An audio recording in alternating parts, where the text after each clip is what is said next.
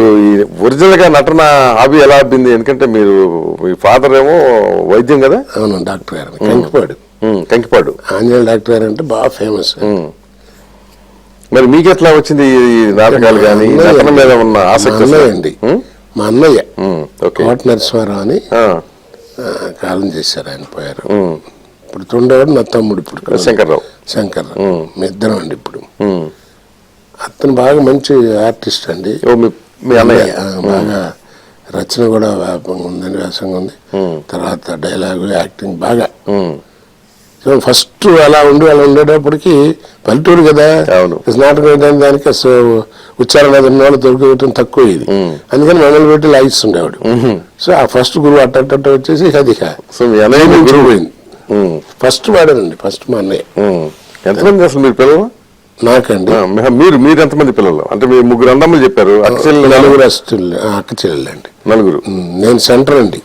ఇద్దరు అక్కలు, ఇద్దరు అన్నయ్య, ఇద్దరు చెల్లెళ్ళు, ఒక అన్నయ్య, ఒక తమ్ముడు ఉండేవారు. ఓకే, మధ్యలో మీరు మంచి సెంటర్. సో టోటల్ 7 అండి. పైన ముగ్గురు, కింద ముగ్గురు. సో మీరు అంటే ఇది అయిన తర్వాత బాగా స్టార్డమ్ వచ్చిన తర్వాత మీ నైజం ప్రకారం మీరు మండలాధీశుడు సినిమాకి యాక్ట్ చేయడానికి ఒప్పుకున్నారా, లేకపోతే ఎన్టీఆర్తో మీకు ఏమైనా విభేదాలు ఉండి ఒప్పుకున్నారా? లేదండి, మహానుభావుడు, ఆయనకి మనకి ఏమి విభేదాలు ఉంటాయండి. ఆయన అప్పటికే పెద్ద పితామహుడు, ఆయన టాలెంట్ వేరు, ఆయన ఇమేజ్ వేరు. ఇప్పుడు చీఫ్ మినిస్టర్ కూడా. అవును, అదే సేమ్ గా ఉన్నా కానీ ఆ క్యారెక్టర్ వేశారు మీరు. అది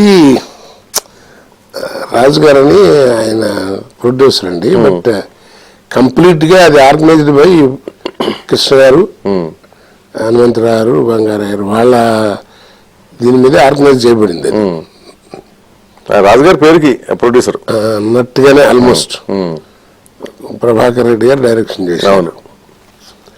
అది ఏదో మొత్తాన్ని ఒకసారి ఒక సినిమాలో అంతకుముందు నా పిలిపే ప్రపంచం సినిమా తీశారు. దాంట్లో ఒక క్యారెక్టర్ వేయించారు. దాంట్లో చంద్రబాబు నాయుడు గారి వేషం నూతన ప్రసాద్ గారు వేశారు, కైకాల సత్యనారాయణ గారు ఏమో నామరారు వేషం వేశారు, నన్నేమో భూతాల రాజు గారు అనేవారు ఆ వేషం వేయించారు. మనకేమైనా తెలుసావు, because I'm fresh to industry అండి. ప్లస్ పాలిటిక్స్ గురించి అంత అవగాహన, ఉద్యోగం చేసుకునే వాళ్ళం కదా, మనకేం పెద్ద లేదు. బట్ మొదటి నుంచి కొంచెం నేను కాస్త బీజేపీకి బాగా నాకు ఇష్టమైందండి. అసలు ఏది సినిమాలో రాకముందు కూడా ఆమె బాగా నాకు వాజ్పేయి గారు అంటే బాగా అభిమానం, ఇష్టం అండి. ప్రేమ కూడా, అభిమానం నాకు కొంచెం ఆల్మోస్ట్ కొన్ని బాగా నచ్చుతాయండి. అది నా పర్సనల్. అది ఆ టైంలో ఉన్నప్పుడు అటు ఉండేది తప్ప నాకేం పెద్ద తెలిసేది కాదు. వీళ్ళు కూర్చోబెట్టి ఒక వారం రోజులు ఏమన్నా నువ్వు చేస్తే బాగుంటుంది చేస్తే, దాంట్లో రామారావు గారు మాట్లాడినట్టుగా నా పిలుపు మందిలో ఏదో ఒక డైలాగ్ అన్నాను. అందరు నవ్వుకునేవారు, అచ్చు రామారావు చేసినట్టుందా అని అన్నారు. సరే అయిపోయిన తర్వాత ఈ సినిమా తీసేప్పుడు అతనైతే కరెక్ట్ ఉంటారని పెట్టారు. పైగా వచ్చేప్పుడు ఈ సంవత్సరంన్నర ఇక్కడికి వచ్చేదాడు కాదండి, అప్పుడు ఇండస్ట్రీకి వచ్చి ఏం చేయాలా ఏంటి అర్థం మీరు కూర్చోబెట్టి నువ్వు వేయ చాలా బాగుంటుంది, మంచి పేరు వస్తుంది, అది ఇదంటే అప్పటికేమో బ్యాంకు వాళ్ళు వస్తావో పోతావో అని అడుగుతున్నారు. సరే నేను కూడా బాగా వద్దులేండి అంటూనే ఉన్నాను. కానీ ఒక చిన్నది పాయింట్లో కొంచెం మెత్తబడిపోయి చేశా. మహాత్మా గాంధీ గారు వేషం వేసామనుకోండి, ఏదో గజపడి చూసి మర్చిపోతారు, ఎవరు పట్టించుకోరు. ఎందుకంటే మహానుభావుడు ఎప్పుడు పోయారు కాబట్టి. ఇది రన్నింగ్ క్యారెక్టర్ ముఖ్యమంత్రి అసలు పొద్దున తెలియని వాళ్ళు లేరు. మహానుభావుడు రామారావు ఆయన లైవ్ క్యారెక్టర్.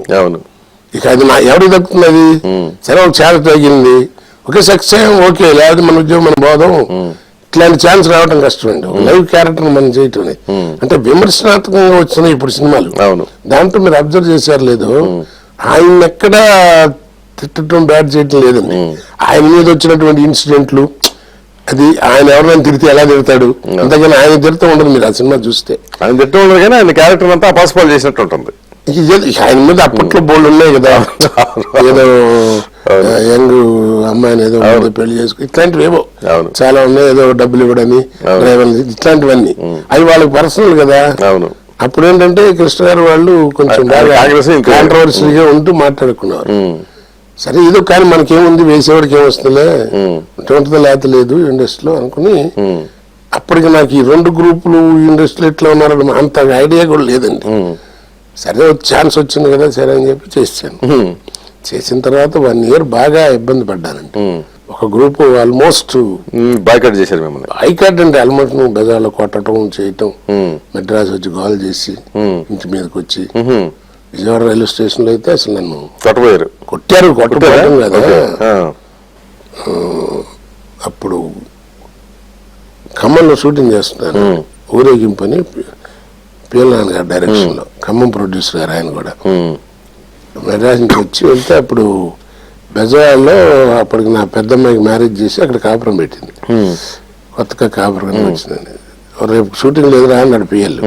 సరే బెజవాడ వెళ్ళి వస్తాను, అమ్మాయి కాపురం పెట్టి మా ఆవిడ కూడా అక్కడ ఉంటే నుంచి వచ్చా. నేనంటే అప్పుడు గోల్కొండ ఎక్స్ప్రెస్ ఉండేదండి, పెట్టిన కొత్త. అవును. ఇటు వెళ్ళి ఆమె హైదరాబాద్ నుంచి వచ్చే గోల్కొండ, నేను బెజవాడ దిగాను. హైదరాబాద్ వెళ్ళే గోల్కొండకి రామరావు వెళ్తున్నారు. దిగేటప్పటికి నేను చూస్తే అన్ని తెలుగుదేశం జెండాలు వ్యవహారం అంతా ఉంది. ఏంట్రా బాబు అనుకున్నా. సరే దిగిన తర్వాత చేయలేను కదా, ఏం కాముగా నెమ్మదిగా పక్కన నడుచుకుంటాను. అప్పుడు ఆయన ట్రైన్ అట్ట బయలుదేరి వెళ్ళిపోయింది. 1500 మంది బాగా అభిమానులు ఆయన సెండాపు గండాపు. అందులో ఎవరో గబాలు చూసి కొట్టకొడ వచ్చాడు రా అన్నారు. అంతే. అక్కడి నుంచి ఎంటబడి కొడితే కింద పడి మీద పడి మొత్తానికి బయటకు వచ్చి స్టేషన్ ముందుకి రిక్షా ఎక్కి నుంచుని సేవ్ అయ్యారండి. తప్పవు కదా. చాలా మంది ఒక గ్రూప్ ఆఫ్ డైరెక్టర్లు, రైటర్లు అందరూ కొంచెం నన్ను నవతల బొమ్మను రచవాళ్ళేమని అది అని ఇది అని కొంచెం అవమానించారు బాగా అండి.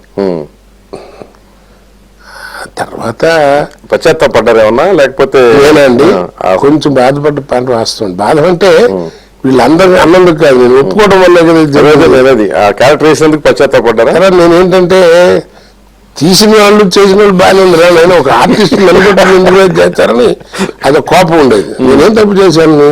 ఇప్పుడు ఎంత ఇది ఉన్న వాళ్ళు అయితే ఎప్పుడు ప్రశ్నించలేదు ఈ మాట. ఎందుకు ప్రశ్నించాలి సార్లు అండి. ఇప్పుడు ఎలా ఉంటుందంటే ఆయన బయట ఎక్కడ తీయలేదు కదా, చాటుగా ఓపెన్ గా స్టూడియోలో తీస్తున్నారు.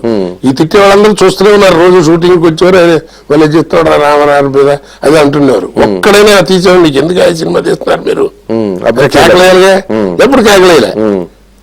రిలీజ్ అయిన తర్వాత మాత్రం ప్రతివాడు తిడతామని నాకు అక్కడ కోపం వచ్చింది. ఆర్టిస్ట్ గా చేసాం, పోనీ కావాలని చేశాడంటానుక నా మీద ఏం రుజువులు లేవు.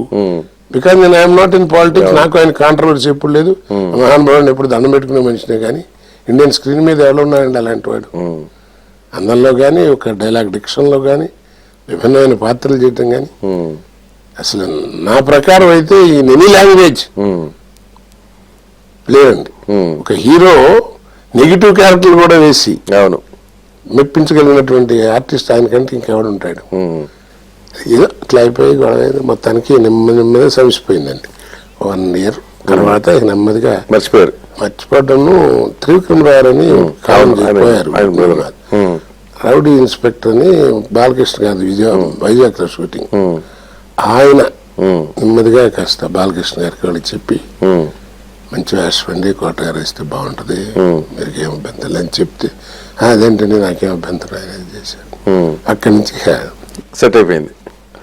కానీ ఎన్టీఆర్ ఎప్పుడు కలిసారా మరి ఆ క్యారెక్టర్ వేసాక? కలిశానండి. ఎంతకాలానికి కలిశారు? సీఎం వెంటనే ఒక సంవత్సరం లోపే. ఇది మండలాధీశుడు అయిన తర్వాత ఆయన బ్రహ్మర్షి విశ్వామిత్ర అనే సినిమా నటిస్తున్నారు. ఇప్పుడు దాని డబ్బింగ్ చెప్పడానికి మెడ్రాస్ వచ్చారు. డబ్బింగ్ చెప్పి హైదరాబాద్ వచ్చేస్తున్నారు. సాయంకాలం పూట 5:30కి అప్పుడు ఏదో ఎయిర్ బస్ అనే ఫ్లైట్ ఉంది. వస్తుంటే అక్కడ ఏదో మెడ్రాస్లో అవాళ ఏదో ప్రొడ్యూసర్ కౌన్సిల్ మీటింగ్ లాంటిది ఏదో జరిగితే మన హైదరాబాద్ ప్రొడ్యూసర్స్ కూడా చాలా మంది వచ్చారండి. నేను మామూలుగా క్యూలో నుంచున్నా. ఆయన అభిమానులు, ఆయన ప్రొడ్యూసర్స్ వాళ్ళు ఉంటారు కదా, మంది మేధలు అందరూ కలిసి ఆయన తీసుకొస్తున్నారు పైకి. అప్పుడు ఇంత సెక్యూరిటీ లేదు. వాళ్ళకి కార్డు తీసి నుంచుని ఉన్నాం క్యూలో. ఆయన ఎంటర్ అయ్యారు. కొంతమంది వచ్చే కోట శ్రీనివాసరావుకి వెళ్ళిపో ఆయన కనపడ్డాడు చంపేస్తాడు అని ఇక నన్ను బాగా ప్రైజ్ ఇచ్చారు. ఇదేరా ఛాన్స్, ఎంతకంటే మనకేం లేదనుకున్నా. ఎదురకుండా ఆయనకి కాస్త సూట్ కేసు చూస్తుండని వెళ్ళి డైరెక్ట్ గా నమస్కారం సార్ అన్నా. ముందు గుర్తుపట్ల అక్కడ గుర్తుపట్టాం బ్రదర్, విన్నాం మీ గురించి, చాలా మంచి ఆర్టిస్ట్ అని, గాడ్ బ్లెస్ యూ. మన నటనే మన భగవంతుని చూసారా, నన్ను ఎంత వాడిని చేసింది, నటన చాలా పవిత్రమైంది keep good health, God bless you అన్నాడు. భుజం ఇచ్చేసి టక్కన ట్యాప్ చేసి అంతే, ఆయన కాలగన్నం పెట్టాను, వచ్చేసి వచ్చాను. అందరూ ఆశ్చర్యపోయారు, అయిపోయారు అనుకున్నారు. అంతే మరి. చాలా కొంతమంది నన్ను పెద్ద దగ్గర కట్టి వెళ్ళిపోయావు, ఏమవుద్దా రోజు మీతో దిక్కుమాలి తినే బదులు ఆయన మాకు వచ్చిందని సాజోడు బీకేయడం ఎక్కడ క్లోజ్ కదా. అంతే, మనిషిని చంపేటువంటి యాటిట్యూడ్ కాదు పెద్దవాడు, పైగా కాషాయంలో ఉన్నారు. ఒకసారి కూడా కదా అప్పటికి. ఆ దెబ్బతో ఇక అక్కడి నుంచి అసలు ఇక డైల్యూట్ అయిపోయింది. సో ఒక దాంతో అయిపోయింది. అంతే కదండి, దాసుడు అలాంటివి ఉంటే ఊరుకుంటాడండి. ఎందుకంటే నాకు తెలిసి చెప్పేవారు కూడా చాలా మంది కూడా ఆయన తట్టాలి మనస్తత్వం ఏం కాదా, ఏదైనా ఉంటే మొగానంటది. ఆ తర్వాత మామూలు అయిపోయింది కదా. ఓకే, కానీ ఆ తర్వాత మాత్రం అక్కడ రాజకీయ క్యారెక్టర్లు వేయకూడదని నిర్ధారణకు వచ్చి ఉంటారు. లేదండి, అలాంటి ఇప్పుడు నేను వేసిన వాటిలో ఎక్కువ క్యారెక్టర్లే అంటే, కానీ లైవ్ క్యారెక్టర్ని లైవ్ ఇంకా అసలు అదే లైవ్ క్యారెక్టర్ అదే నేను చెప్పాను. పొలిటికల్ క్యారెక్టర్ అయితే వేరు. అప్పటి నుంచి ఎప్పుడన్నా కొంతమంది అడుగుతుంటారండి బలాని వారి క్యారెక్టర్ చేయాలని, అప్పటి నుంచి రిస్ట్రిక్ట్ చేసాను. చెప్పి అట్లా వద్దండి, సారీ సారీ సెటర్ డైలాగ్ చెప్పమని చెప్తాను పొలిటికల్ క్యారెక్టర్ లో.